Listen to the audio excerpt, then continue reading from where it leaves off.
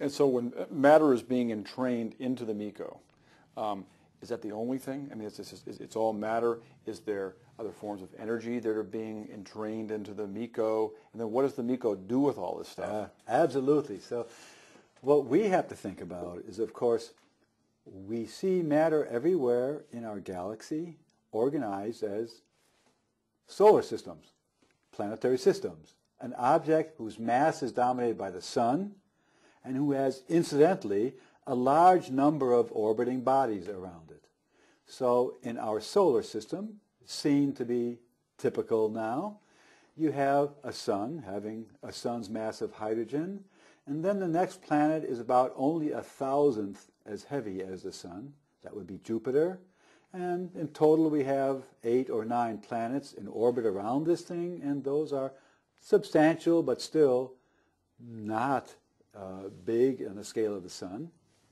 And then you have perhaps 1 trillion of other minor bodies that we call comets and asteroids and Kuiper belt objects, collisional fragments, junk in the outer solar system. And so that's what we now have to imagine is falling into the black hole. Now notice that in such a description, the sun is going to be very special because it's basically all hydrogen, gas. But when we look around the solar system, all of the little stuff I've talked about, planets, asteroids, comets, that's rocky-like. So it has a mineral composition dominated by silicon and iron and the other metals in trace amounts. And so we have to imagine an object that's primarily hydrogen and then got all this little splashings of other metallic elements. That's now fueling this object. Now, what do we think will happen to all that? So imagine that now that our solar system is going to, in time, feel the gravitational influence of a black hole and fall in. We believe that the way you describe a black hole is it has a central object rotating with its magnetic field lines rotating around with it, and that is immersed inside of an accretion disk. And nature will basically always make such an accretion disk which responds to the rotation of the object. Matter falling in from a distance will tend to fall down and not impact directly into the central black hole-like MECO object, but miss slightly. That's a higher probability. And then when it does so, it crashes into the last generation of junk that was falling in, all of this stuff that's sort of spiraling around and infalling. And so what happens is that all of this now comes crashing down onto this rotating object with an accretion disk. And the dynamics are going to be different for the gaseous sun-like object, the star, than they will be for the planets.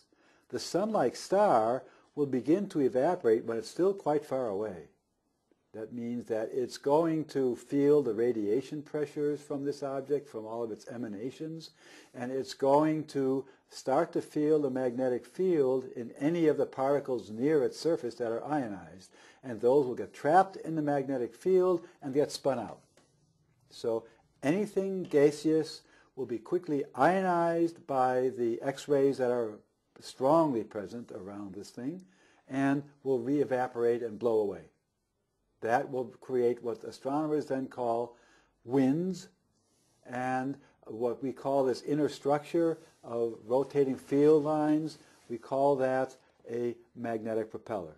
Magnetic fields that propel ionized charged matter outwards. While that's all going on, the material is more successful at invading the inner space because it doesn't have electronic charge. It's not gaseous. It can't be evaporated and blown away. You can't just blow it off like you'd blow off a star.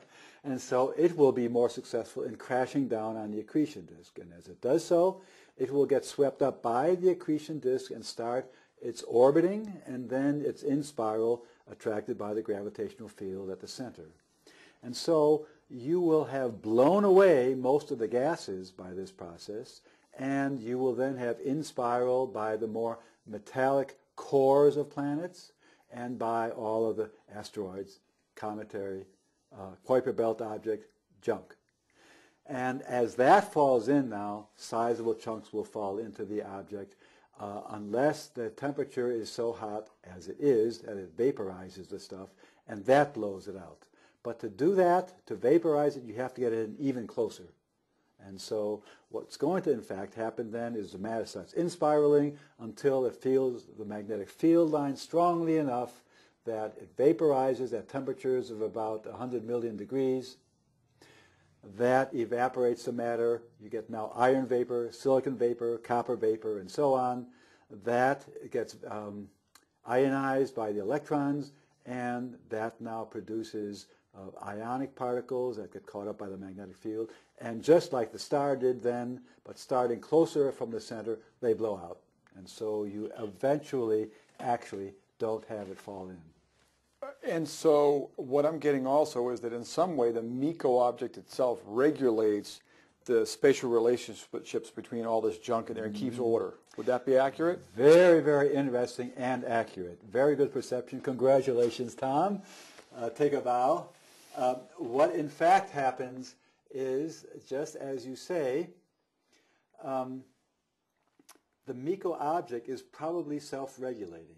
That if the infall of material, if all of a sudden maybe 5 solar systems start dumping in on this thing, stuff will be more successful in penetrating to the inner region. It's just that there's just that much more of it to evaporate away, and so the in-spiral will be stronger, and that will allow it to penetrate closer to the center.